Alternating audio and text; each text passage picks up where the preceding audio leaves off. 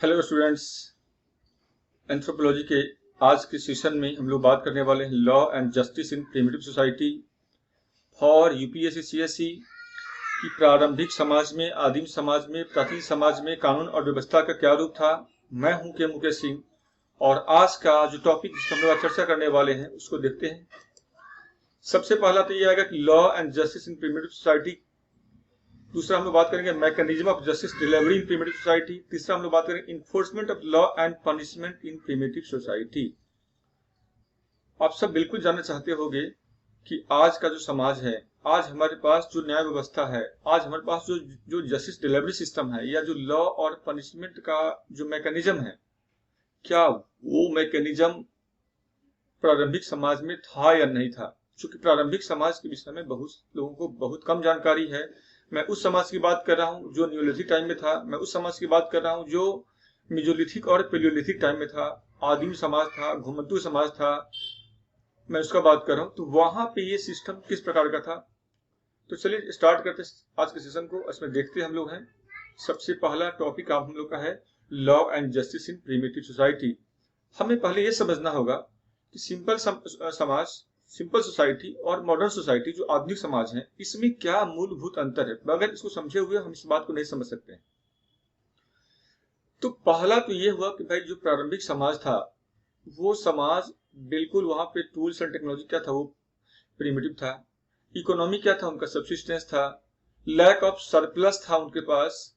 और nomadic life style था। इस चारों को आप ऐसे समझ सकते हो क्योंकि उनका लाइफ स्टाइल नोमैडिक था। वो घुमंतु प्रवृत्ति के थे। घुमंतु इसलिए थे कि जहां पे उनको भोजन शिकार करने के साधन मिलता था तो वहां तब तक रहते थे।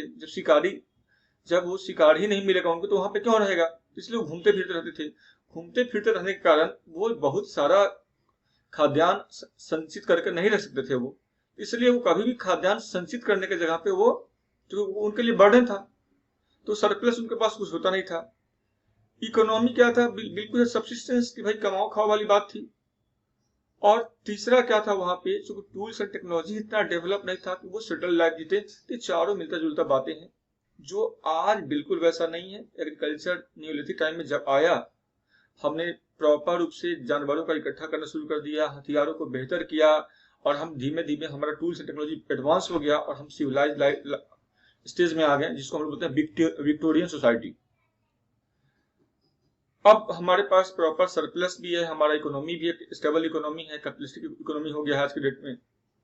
ठीक है ना। हमारे पास कोडिफाइड लॉ है, एक लिखित कानून व्यवस्था हमारे पास है हमारे पास। लेकिन क्या उनके पास था और नहीं था, तो फिर उनका सामाजिक जो ताना बाना है उसका संचार कैसे होता था, वो किस प्रकार से समाज को एकजुट बांधे हुए थे लोग। तो इसका मतलब है क्या वहां पे लॉलेसनेस थी या नहीं थी। लोग बिल्कुल लॉलेसनेस नहीं थे। लेकिन नो कोड ऑफ कंडक्ट की बात है तो वहां भी कोड ऑफ कंडक्ट था। रूप क्या था आज हम इसमें जानेंगे। हाँ, ये तय बात है कि वहां कोई फुल टाइम स्पेशलिस्ट नहीं था जो आज है। वहां पे कोई जेल नहीं था जो आज है। वहां पे कोई पुलिस सिस्टम नहीं था जो आज है हमारे पास। तो ये बेसिक डिफरेंस है। आई होप कि आप समझ गए होंगे। अब हम लोग चलते हैं अगले स्लाइड पे।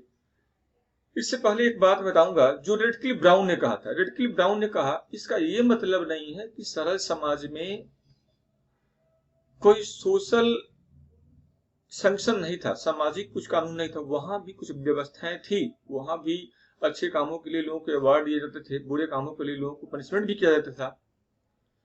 तो पहले हम लोग इस स्लाइड के बाद हम लोग चलते हैं अगले स्लाइड पे और देखते हैं कि वो मैकेनिज्म ऑफ जस्टिस डिलीवरी है वो वहां पे क्या था। तो थोड़ा सा मैं यहाँ पे लिख भी देता हूँ आप लोगों के लिए। पहला है ओथ, दूसरा है ओरेकल्स और तीसरा है ऑर्डियल्स। ये वही मैकेनिज्म है जस्टिस डिलीवरी का। पहले ओथ है। ओथ में क्या होता है कि कोई व्यक्ति जो संदेहास्पद है, उस संदेहास्पद व्यक्ति को तलवार, जो पवित्र तलवार है, पवित्र तलवार को छू करके कहना पड़ता है कि I will die if I tell lie. I will die if I tell lie. और ये काम भी एक पवित्र तलवार जो है, तलवार को छू करके कहना पड़ता था इन लोगों को। तो ये बात हम लोग को याद रखना है कि ये तलवार था उनका, और इसी तलवार को छू करके कहना पड़ता था कि अगर मैं झूठ बोल रहा हूं तो मैं मर जाऊंगा। तो ये था ओथ में। ओरेकल्स में क्या होता है कि हर समाज में कुछ व्यक्ति को पवित्र माना गया है जो पूजा पाठ या कर्म कांड करते थे। तो उन पवित्र व्यक्ति के सामने जो संदेहास्पद व्यक्ति है उसे कसम खाना पड़ता था, और इसमें वो कसम ये खाता था कि अगर मैं भगवान के शब्द कह रहा हूं कि मैं गलत नहीं किया हूं। और इस प्रकार से जैसे आज भी हम लोग समाज में क्या होता है, कोई व्यक्ति, कोई बच्चा कोई गलती करता है तो हम उसे कसम खिलवाते हैं, या कोई किसी ने कोई गलत काम किया तो उसे कसम खिलवाते हैं कि भाई कसम खाओ, आप झूठ बोल रहे हो, नहीं झूठ बोल रहे हैं। आप लोग भी हो सकता है बचपन में कभी खाया हो। तो इस प्रकार की व्यवस्थाएं थी। तीसरा है यहाँ पे ऑर्डियल्स। ऑर्डियल्स में क्या होता है कि जो संदेहास्पद व्यक्ति है उसको एक गर्म जो कुल्हाड़ी है, तो एक गर्म कुल्हाड़ी को उसको छू करके उसे कसम खाना पड़ता है।